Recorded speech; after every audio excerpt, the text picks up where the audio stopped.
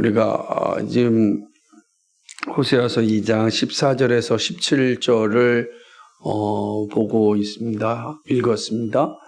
네, 이거를 좀 이해하려면 다시금 2장 2절에서 13절까지의 말씀을 조금 기억해야 됩니다. 시간이 지나서 기억이 안 날 수 있기 때문에 간단하게 살펴보자면 하나님을 떠나고 타락한 자들, 다시 말하면 우상숭배를 하는 자들이 어떠한지를 이제 앞선 2절로부터 13절까지 말씀하고 그런 자에 대한 하나님의 심판이 어떻게 임할 것인지, 하나님을 알지 못하는 자들, 무지한 자들에 대한 하나님의 심판이 어떻게 임할 것인지를 잘 말씀하고 있습니다. 그래서 영적인 무지는 영적 침체의 한 모습이고, 영적 침체는 반드시 그대로 내버려 두면 심판의 자리에 떨어지는 그런 모습을 이제 보게 되는 것입니다.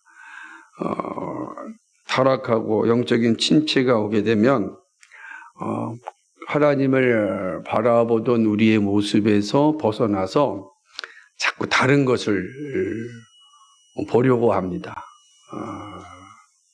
그게 이제 우리 안에 들어와 있는 사단의 이제 유혹입니다.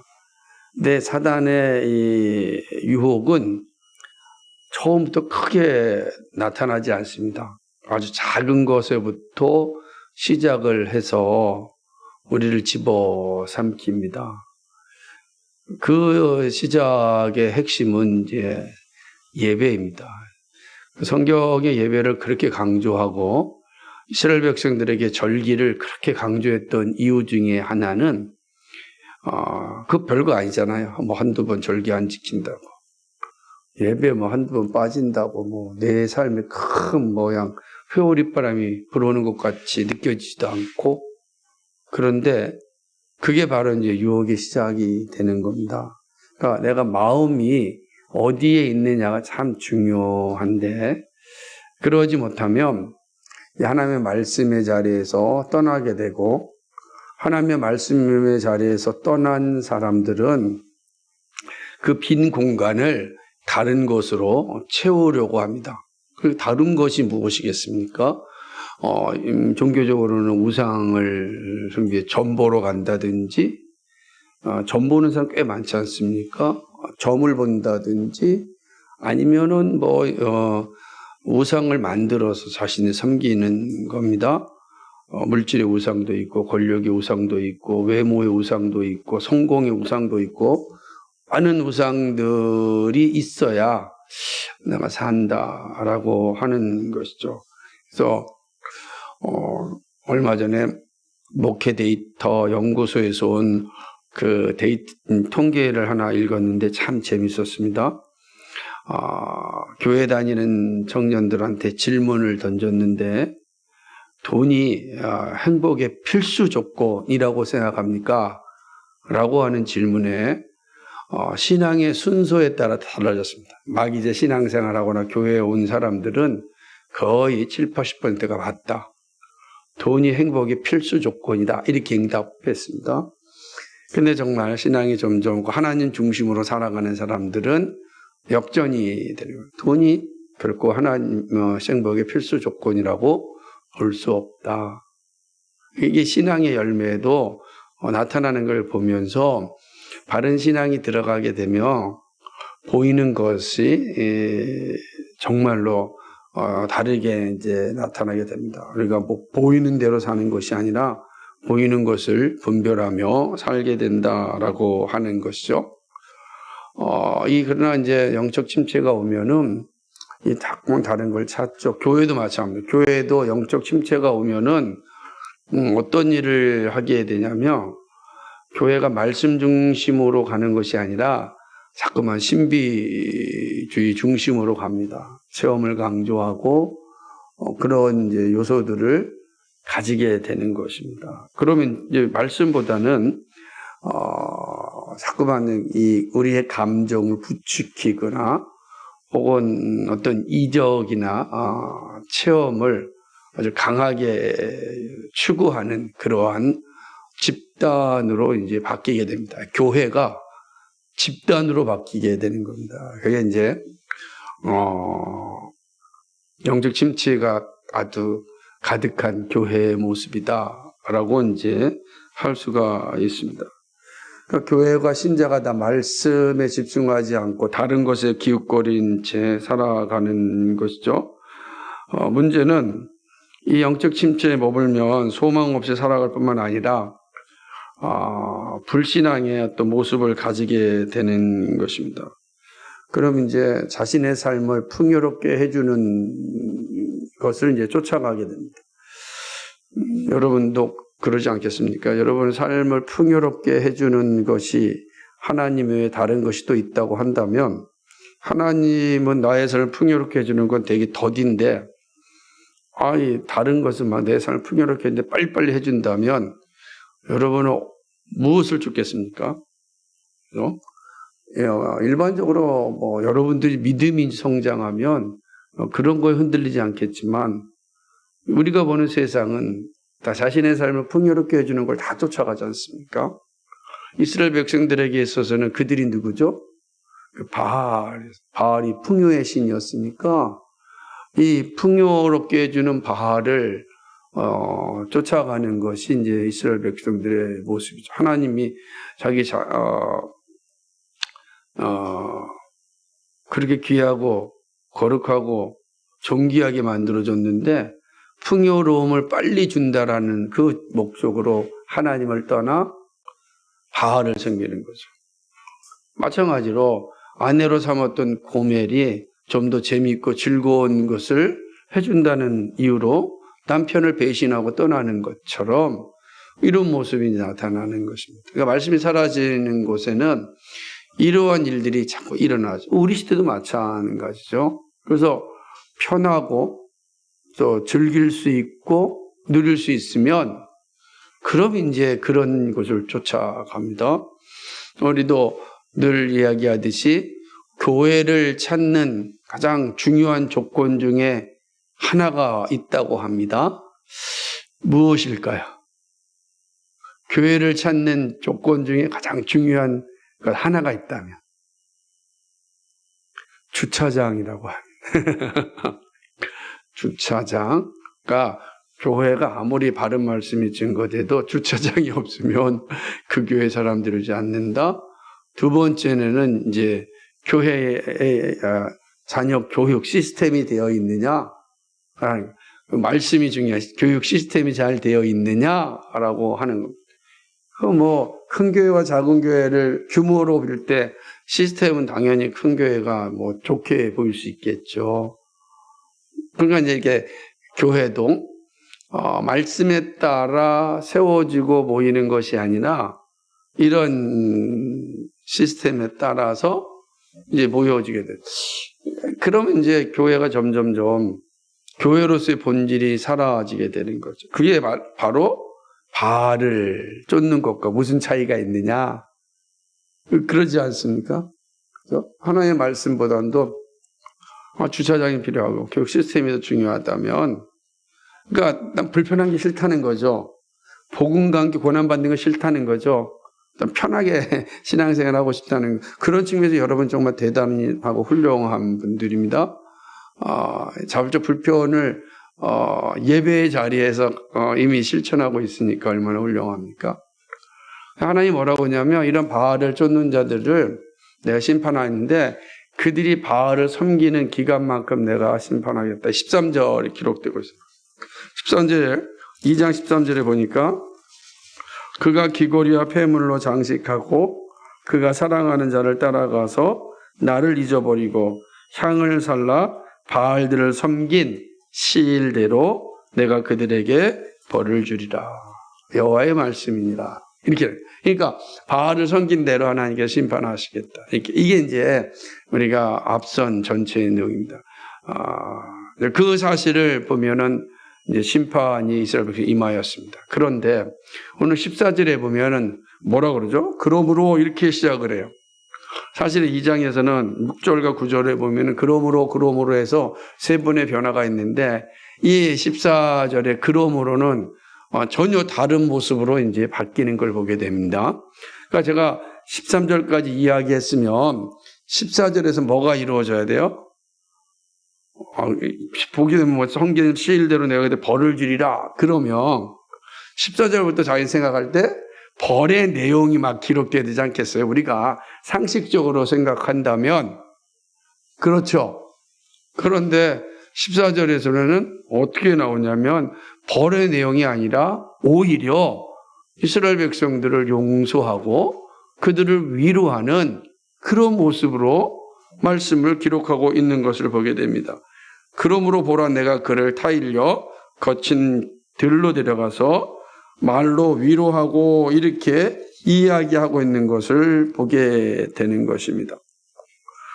하나님이 이스라엘 백성들을 거친 들로 데려갑니다. 이 거친 들은 어디겠습니까?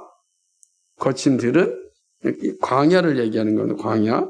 그러니까 이스라엘 백성들을 거친 들 광야로 데려가서 그들을 어떻게 한다고요? 위로하는데 여기 보게 되면 그를 타일러 거친 글로 데려간다 했어요. 그를 타일러서 광야로 데려간다. 근데 거기 타일르다라고 하는 말이 뭐냐면 이 말은 이제 이런 표현도 있어요. 꿰다라는 거. 꿰라는 표현도 있어요. 그러나 또 하나는 설득하다. 이런 이제 단어의 의미를 가지고 있는데 하나님께서 이스라엘 백성들을 꿰거나 혹은 설득하여서 광야로 이제 데려가는 것을 보게 됩니다. 광야로 간다는 것은 사실은 이스라엘 백성들의 관점에서 보면은 어떤 의미가 포함되겠어요? 처음으로 돌아간다는 거예요. 원래 이스라엘 광야에서 지금 시작해가지고 왔잖아요. 그러니까 처음으로 데려간다라고 하는 의미가 있습니다. 매우 중요한 장소죠. 출애굽의 영광이 그대로 머물러 있습니다. 더군다나 광야는 하나님의 인도하심을 볼 수 있는 장소입니다. 그런데 왜 이스라엘 광야로 데려갔는가? 위로하기 위함, 심판하기 위함이 아니라 위로하기 위하여 이스라엘 백성들을 광야로 데려갔다라고 하는 것입니다. 사실 그래서 이 자체가 좀 이해가 되지 않는 거예요. 벌 준다 그러면 벌 줘야지 왜 갑자기 위로를 주십니까? 이게 이해할 수가 있는 것입니다. 왜냐하면 이스라엘 백성들이 잘한 것이 하나도 없기 때문입니다. 그런데 하나님께서 이스라엘 백성들을 위로하기 위하여 광야로 데려갔다는 거죠. 더군다나 그 광야에 가서 어떤 위로를 줬냐면, 그 이제 15절에 보면 비로소 그의 포도원을 그에게 주고 이렇게 말씀하고 있어요. 광야에서 포도원을 주었다라고 하는 것입니다. 포도원. 여러분, 광야와 포도원 어떤 상관관계가 있습니까? 아무 상관관계 없잖아요. 왜냐하면 광야에서는 어떤 곡물도 자라나지 못합니다. 척박한 땅이니까. 그러니까 만약에 포도원이 열렸다면 우리는 그걸 뭐라 그래요? 포도밭이라 그러지 광야라고 부르지 않죠. 그죠? 그러니까 광야라고 하는 말에는 어떠한 작물도 자라지 않는 그 척박함을 의미하는 거예요. 그러니까 광야의 그대로는 뭐예요? 죽을 수밖에 없습니다. 하나님께서 만나와 멸치를 주지 않냐면 다 죽어요. 그러니까 광야는 죽음의 땅이란 말이에요. 근데 하나님께서 광야에 뭘 주시겠다 그래요? 포도원을 주시겠다라고 이야기하는 것입니다. 엄청난 걸 이야기하시는 겁니다. 소망이 없는 광야의 삶에 소망을 주신다는 말씀이기 때문에 그렇습니다. 그러니까 광야라고 하는 데서는 이런 거예요. 하나님을 떠나 사는 자들은 광야에선 죽는다. 그러나 하나님과 함께 사는 사람은 광야에 있어도 살 수 있다. 왜? 광야에 하나님이 포도원을 만들어 주시니까. 이해가 되시겠어요? 그러니까 광야는 죽음의 땅인데 하나님이 함께 하시면 그곳에 포도원이 있는 거예요. 하나님이 함께 하시면 죽음이 있는 곳이에요. 근데 하나님께서 이스라엘 백성에 뭘 만들어 주세요? 포도원을 만들어 주시겠다. 그들을 인도하시고 이끌어 주시겠다라는 것을 지금 말씀하고 있는 것입니다. 뿐만 아니라 어떤 위로를 줬냐면 아골골짜기를 소망의 문으로 삼아 주신다 이렇게 말씀합니다. 아골 골짜기는 고통, 고난의 골짜기를 의미하는 단어입니다. 아주 오래전에 아간이 이 아골 골짜기에서 죽었습니다. 그러니까 이 죽음의 상징이고 환난의 표지가 아골 골짜기다라고 하는 것입니다. 그런데 그 아골 골짜기를 소망의 문으로 만들어 주신다. 자, 우리가 고통스러운 우리의 삶이 변하여 소망의 삶이 된다는 거예요. 그러니까 하나님께 뭘 위로하시면 너의 고통이 뭐가 된다는 거예요? 소망이 된다. 이게 얼마나 큰 고통을 소망, 이게 위로가 되지 않겠어요? 여러분, 우리의 고통 받는 인생인데 이 고통이 소망이 된다 라고 말씀하는 것입니다. 그래서 이 모습들을 잘 보여주고 있습니다. 그러니까 고통이 변하여 소망이 되는 놀라운 역사를 하나님이 만들어 주십니다. 그러므로 하나님께 가까이 하는 자들에게는 고통이 고통으로 끝나지 않고 소망이 된다는 것입니다. 뿐만 아니라 하나님께서 어떤 위로를 주시냐면은 하나님께서 응대하여 주신다 그랬어요. 보면은 마지막에 그 15절 하반절에 보면 그가 거기서 응대하기를 어렸을 때와 애굽 땅에서 올라오던 날과 같이 하리라 이렇게 말씀하시고 있는 것입니다. 응대하다라고 하는 단어는 반응하다는 뜻입니까? 또는 찬송하다는 의미도 가지고 있어요. 다시 말해 이런 겁니다. 어린아이가 엄마에게 막 밥 좀 달라고 또는 뭐 사달라고 막 징징댈 때, 그죠? 그 엄마가 그 아이의 말에 귀를 기울이고 반응하는 거예요. 뭐 먹고 싶니? 뭐 갖고 싶니? 라고 하는 의미가 이게 응대하다라고 하는 히브리어 말의 의미입니다. 그래서 하나님께서 어떻게 된다는 거예요? 그렇게 이스라엘 백성들을 기억하시고 대우하시겠다라고 하는 말씀입니다. 이것은 이스라엘 백성들이 출애굽할 때 보여주셨던 모습이지 않습니까? 이스라엘 백성이 출애굽할 때 얼마나 징징거렸어요. 아주 징그럽게 징징거리잖아요. 물 달라, 고기 달라, 음식 달라, 계속 징징댈 때 하나님 어떻게 하셨습니까? 반응하시지 않았습니까? 반응하여 주셨습니다. 그런데 여기 보게 되면 뭐냐면 올라오던 날과 같이 하리라. 그러니까 새로운 출애굽을, 이런 출애굽 같은 출애굽을 다시금 이스라엘 백성들에게 주겠다 이렇게 말씀하시는 겁니다. 참 의미가 있는 것이죠. 그죠? 그러니까 새로운 출애굽에 대한 약속입니다. 하나님은 이스라엘 백성들의 반역을 잘 알고 있지 않았습니까? 이 바알을 섬기는 사람들, 남편을 배신한 아내와 같은 존재가 이스라엘입니다. 그런데 이들을 외면하지 않고 다시 받아주신다라고 말씀합니다. 그러니까 다시 이제 새로운 출애굽을 하시겠다라고 하는데 그럼 어떻게 새로운 출애굽을 하시겠는가? 이게 16절, 17절 말씀이에요. 16절, 17절 같이 읽어볼까요? 시작. 여호와께서 이르시되 그날에 네가 나를 내 남편이라 일컫고 다시는 내 바알이라 일컫지 아니하리라. 내가 바알들의 이름을 저희 입에서 제하여 다시는 그 이름을 기억하여 일컬음이 없게 하리라. 아멘. 이 말씀은 히브리어의 언어 유희를 이제 볼 수 있는 장면입니다. 왜냐하면 내 남편, 그러니까 네가 나를 내 남편이라 일컫고 다시는 내 바알이라 일컫지 아니하리라 이렇게 말씀하세요. 그런데 남편과 바알을 비교하는데 바알을 명사로 쓰면은 남편 혹은 주인 이런 말이 됩니다. 그러니까 바알이라는 단어를 명사로 쓸 때는 남편이 된다는 거예요. 이게 사실은 이렇게 보면은 네가 나를 내 남편이라 일컫고 다시는 내 남편이라 일컫지 아니하리라 이런 말이 될 수 있는 거죠. 근데 이거를 이제 두 단어를 똑같은 거지만 그럼 이스라엘 백성들이 어떻게 된 거예요? 바알을 향하여 그죠? 그렇게 생각하고 있는 거죠. 이걸 표현하고 있다는 거죠. 그래서 근데 여기서 말하는 남편은 단순한 남편이 아니라 이게 이씨라고 하는 단어인데 아주 사랑하는 남편을 이제 의미하는 겁니다. 그러니까 네가 나를 사랑하는 남편이라 일컫고 다시는 바알이라고 말하지 않을 것이다 라고 하면서 내가 바알들의 이름을 너희 입에서 제하여 버릴 것이다. 다시는 그 이름이 기억나지 못하게 할 것이다 라고 하는 것입니다. 그러니까 우리의 입에서 바알이라는 이름이 사라지고 오직 하나님만을 섬기게 하시겠다는 뜻입니다.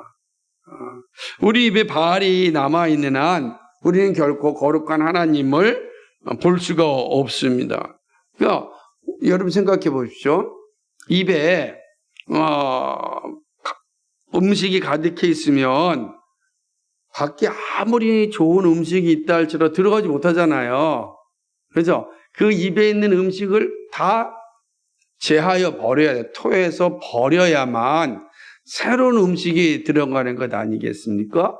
그러니까 이스라엘 백성들의 입에서 바알을 다 토해버리고, 그죠? 그리고 하나님만을 섬길 수 있게 하시겠다. 근데 스스로 입에서 이 바알의 이름을 제할 수 있는 능력이 있다면 아마 이런 말씀 쓰지 않았을 겁니다. 근데 하나님께서 이렇게 하시겠다는 거야. 네 입에서 바알들의 이름을 내가 다 제하여 버리겠다. 이렇게 말씀하고 있음을 이제 보게 되는 것이죠. 우리의 부패한 본성으로 할 수 없는 일을 하나님께서 이제 친히 하신 것입니다. 그렇기 때문에 이 날을 구원의 날이라 이렇게 말할 수 있습니다. 우리가 구원의 날에 일어나는 영광이 뭐냐면 우리의 입술이 변화되는 거예요. 우리의 입술이 세상을 나의 주라고 이야기했던 입술이 변하여 예수님을 나의 주라고 고백하게 된다는 것입니다. 이게 되게 중요한 말씀입니다.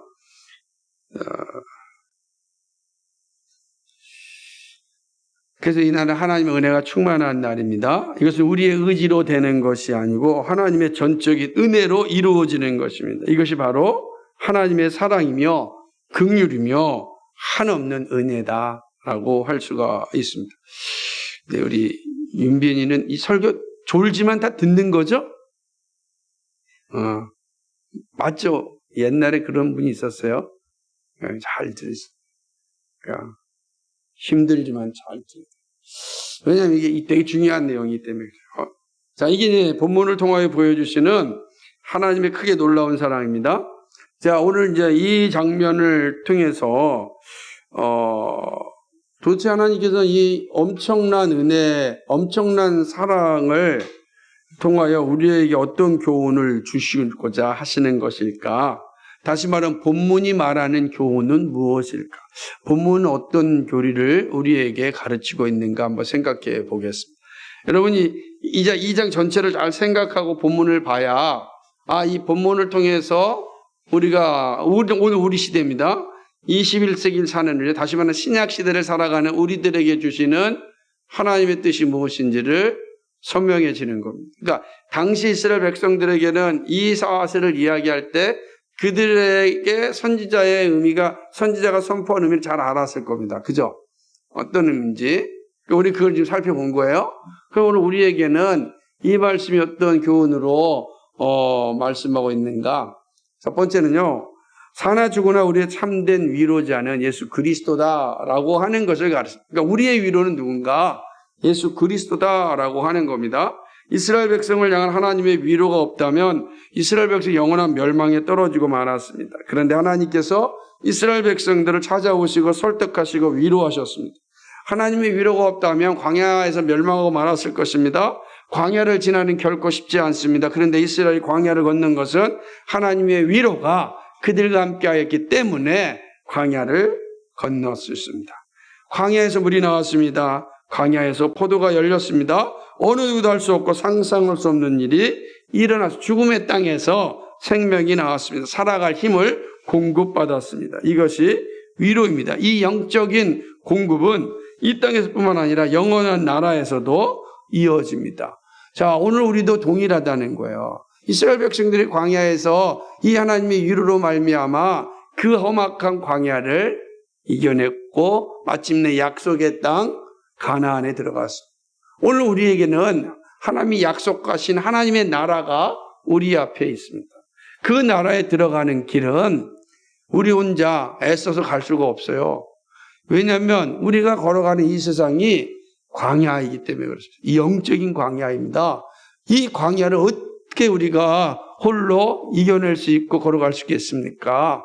그래서 하나님께서 이 광야를 이겨낼 수 있도록 예수 그리스도를 보내주셨고 그 예수 그리스도께서 교회를 세우셨고 그리고 교회를 통하여서 한 지체가 되게 하셨고 성령이 우리 안에 거하심으로 이 영적 광야를 이겨낼 수 있도록 힘을 공급하여 주셨습니다. 이 모든 것이 그리스도의 십자가의 사랑으로 우리에게 왔습니다. 그러므로 예수 그리스도가 우리의 참된 위로라는 거예요. 그러니까 예수 그리스도가 우리를 하여금 이 광야 같은 인생을 건널 수 있도록 날마다 공급해 주시는 분이시다.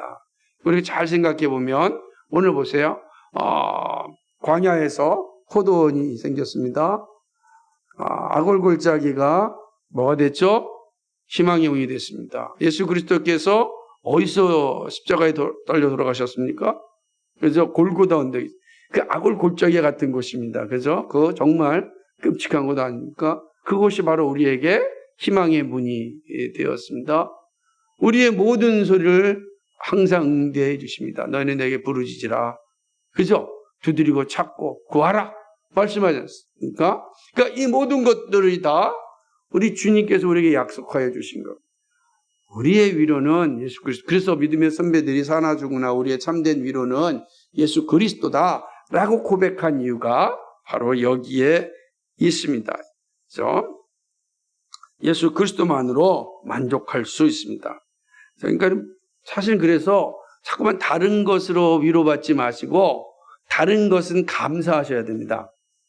그래서 감사와 자랑, 감사와 위로가 다릅니다. 우리는 오직 예수 그리스도 한 분으로 위로받고 우리에게 주어진 다른 것, 그게 뭐 건강이 됐든 물질이 됐든 자녀가 됐든 성공이 됐든 권력이 됐든 그건 다 뭐예요? 자랑도 아니고 뭐죠? 감사합니다. 우리에게 주신 것에 대해서 하나님 감사합니다. 별 볼 없는 자에게 주셨으니 감사합니다. 감사할 때 바르게 사용하는 거거든요. 그게 되는 거예요. 자랑하면 교만이 들어와서 사용할 수가 없습니다. 그러니까 우리가 하는 일은 오직 예수 그리스도만으로 위로받고 나머지는 다 감사. 여러분 물질이 우리의 위로가 아닙니다. 감사입니다. 그러니까 위로는 오직 예수 그리스도만으로 바라오며 살아가는 것이다. 이게 오늘 우리가 주는 교훈입니다. 두 번째는요. 험악한 세상의 참된 소망은 예수 그리스도다라고 하는 것입니다. 세상이 무서운 것은 세상 자체가 아닙니다.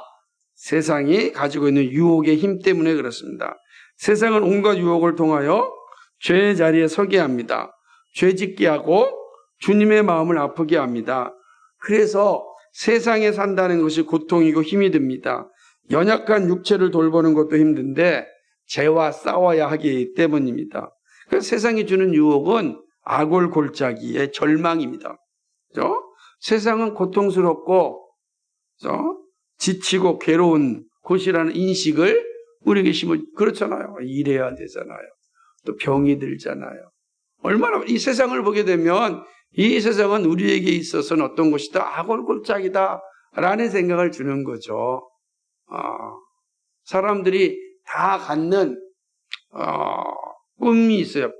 대부분 모든 사람이 동일하게 갖는 꿈이 뭐냐면 젊어서 열심히 일하고 나이 들어서는 전 세계를 편안하게 여행하는 그런 삶을 살고 싶다는 거예요.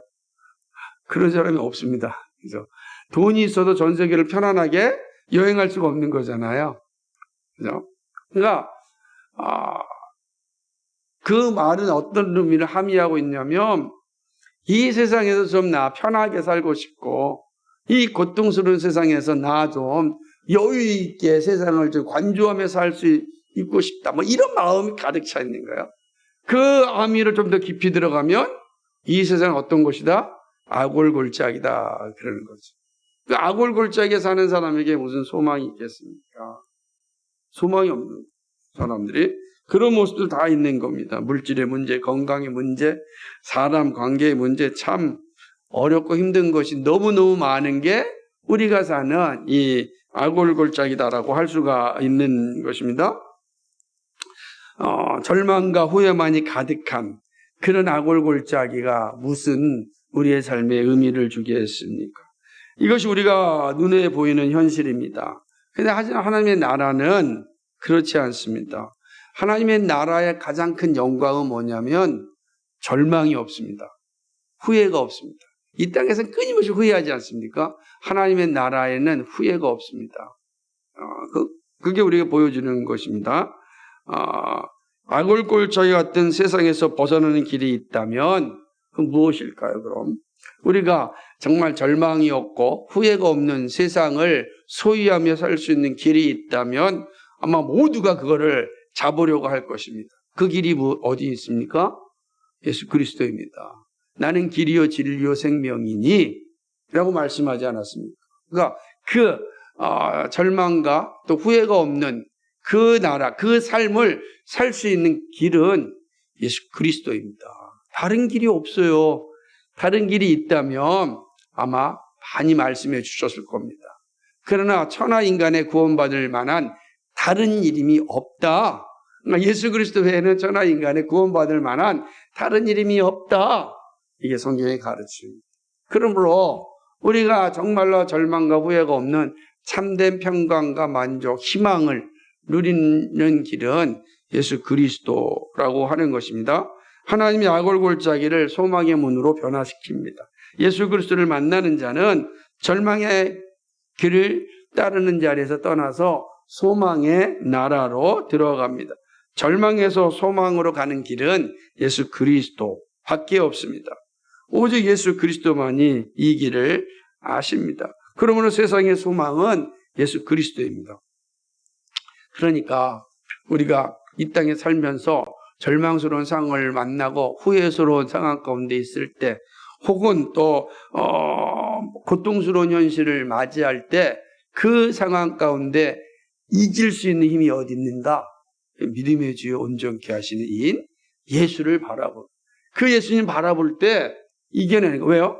예수님이 바로 우리의 소망이기 때문에 그렇습니다. 그러니까 항상 예수 그리스도를 기억하셔야 되는 겁니다. 그래서 항상 얘기할 때 예수님이 나의 주님이시다 라고 하는 고백을 그렇게 강조해야 되는 이유가 자연스럽게 우리 입술에서 나와야 돼요. 자연스럽게 나와야 되는 것입니다. 운동선수들이 위대한 건 어떠한 순간에도 끊임없이 훈련을 해가지고 위기 상황에 그 현실이 나타나는 겁니다. 월요일 날 축구를 하는데 저보다 나이가 많으신 목사님이십니다. 그런데 이 운동장을 걸어가다가 그 인조잔디에 신발이 걸려가지고 앞으로 팍 꼬꾸라졌습니다. 그런데 팍 꼬꾸라지면 우리 같은 대부분 얼굴이 막 이렇게 다 망가졌을 텐데 탁 꼬꾸라지는데 그 순간 전방 낙법을 유도에서는 낙법을 해가지고 탁 하는 거예요. 그 나이에 다들 놀라가지고 박수를 쳤습니다. 우와! 그랬더니 본인이 이제 어렸을 적에 고등학교 때 오랫동안 유도를 했다고 합니다. 근데 그 유도를 이렇게 열심히 훈련한 게 그 위기의 순간에 바로 이게 나타납니다. 그래서 되게 박수치고 그랬어요. 근데 그 모습 보면서 생각한 것이 바로 우리의 모습도 마찬가지예요. 인생 살아가면서 그런 위기가 오잖아요. 발에 걸려 넘어질 때도 있고, 안 그러겠습니까?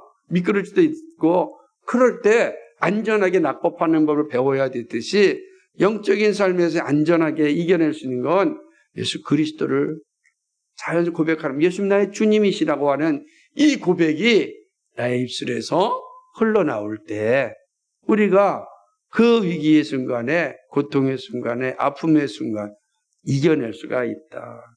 그러므로 이 험악한 세상의 참된 소망 예수 그리스도다라고 하는 이 사실을 여러분 한순간 잊으면 안 됩니다. 이게 보여주는 겁니다. 마지막 세 번째는 세상에서 믿음의 길을 감당할 수 있음은 예수 그리스도의 주권적 사랑에 있습니다. 그러니까 잘 보세요. 험악한 세상의 절망을 이길 수 있으면 예수 그리스도입니다. 뿐만 아니라 세상에서 믿음의 길을 감당할 걸어갈 수 있는 힘도 예수 그리스도입니다. 그런데 이때 기억해야 함은 예수 그리스도의 주권적인 사랑이라는 사실입니다. 왜 그러냐면요.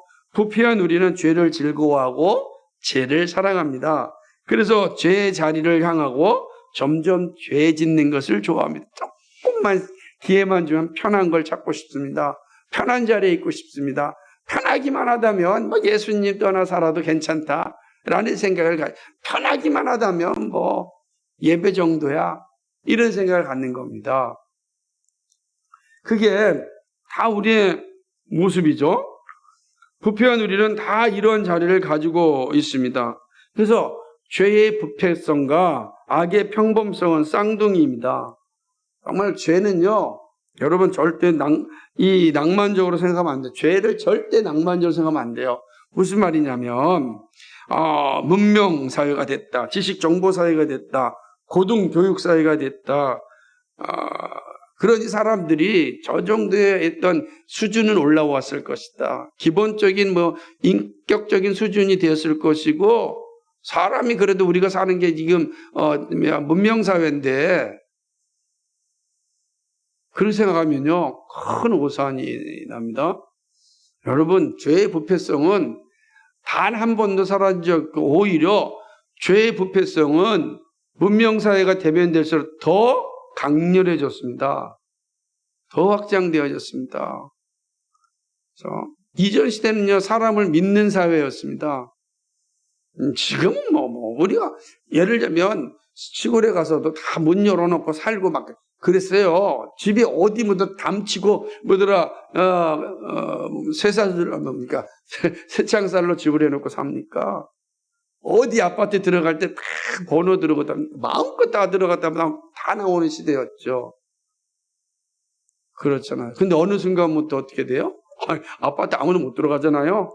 다 자기 번호 알아야 들어가는 거고. 그러니까 문명사회가 대면될수록 이 죄의 부패성은 더 커졌습니다. 그죠? 그런 거예요.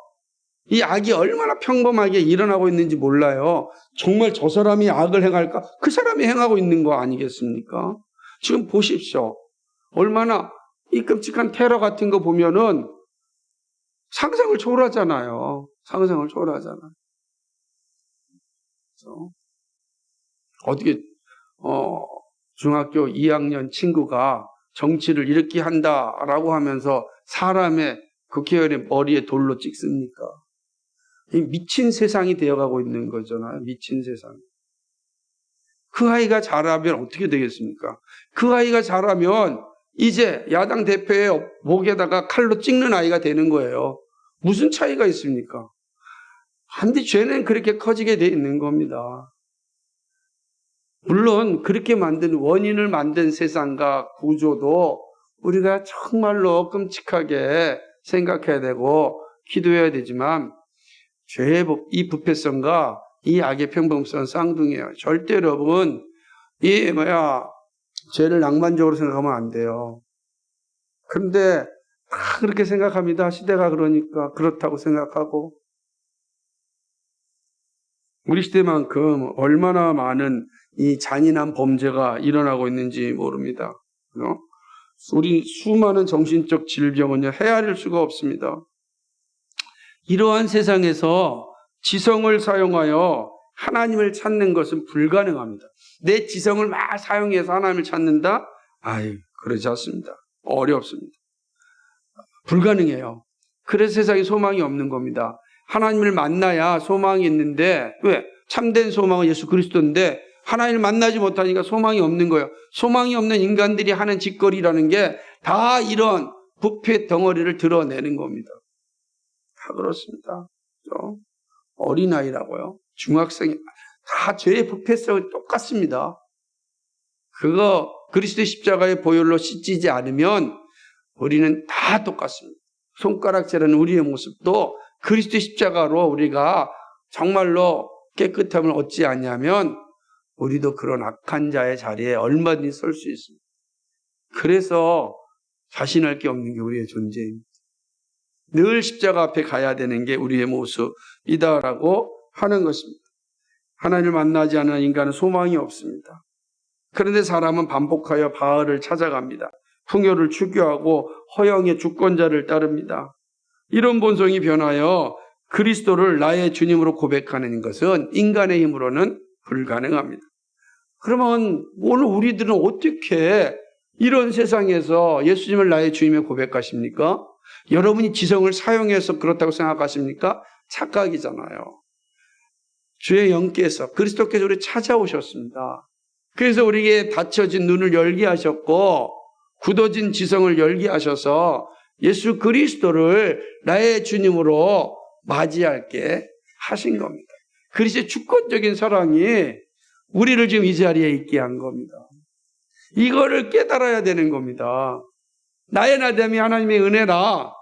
정말 그리스도의 주권적인 그 사랑이 나를 오늘 이 자리에 있게 하였고 예수를 나의 주님이라고 고백할 수 있게 한 겁니다. 아까 그리스도의 사랑이 없이는 불가능합니다. 그러므로 오늘 우리들이 감사하고 기뻐할 것은 그리스도의 주권적 사랑이 나에게 왔음입니다. 그리고 이 사랑이 나의 사랑하는 사람들에게도 이르게 해달라고 기도하고 간구하는 일입니다. 이 사랑을 받은 사람은 기도합니다. 그렇죠? 받은 사람은 기도하는 겁니다. 하나님, 제 능력도 없고 자신도 없지만 하나님 기도하니 하나님께서 일을 이루어 주시고 역사를 만들어 주옵소서. 기도하는 것입니다. 왜냐하면 사람의 힘으로 참 불가능합니다. 불가능해요.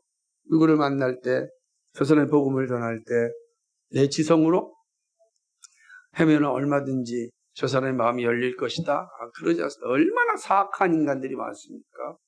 교회에 복음 들어오는 것이 아니라 교회에 어떤 자기의 필요한 것을 구하기 위하여 오는 사람이 얼마나, 육체적인 필요를 채우기 위해서 육체적인 필요가 채우지 않으면 다 떠나잖아요.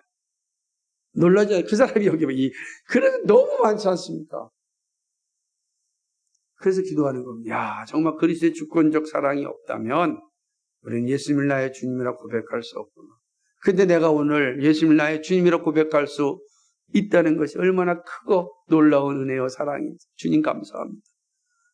나 같은 자를 이렇게 사랑하여 주셔서 이 믿음의 고백을 할 수 있게 주시니 감사합니다. 나에게 소망을 갖게 해주시니 고맙습니다. 나로 하여금 하나님 나라를 바라보며 살아갈 수 있는 믿음을 주시니 감사합니다. 영적인 광야 생활을 지나간다 할지라도 주님의 위로와 있기를 알기 때문에 제가 포기하지 않습니다. 이게 정말 영광스러운 모습이다라고 하는 것입니다. 우리의 입술에서 바알을 제어하시고 그리스도가 나의 신랑이 되게 하였습니다. 그러니까 우리는 신부로 살게 해주신 감사해야 됩니다. 우리의 입술이 변하는 게 시작이거든요. 시작인 것. 그래서 우리는 항상 감사합니다.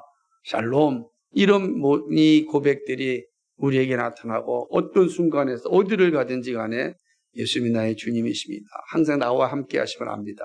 그 담대함으로 세상을 나가고 주께서 나와 함께 하심을 알기에 그 주님 의지하고 구하는 여러분의 인생 주님이 지켜주시고 인도하시거든요. 그 자신을 가져야 돼요.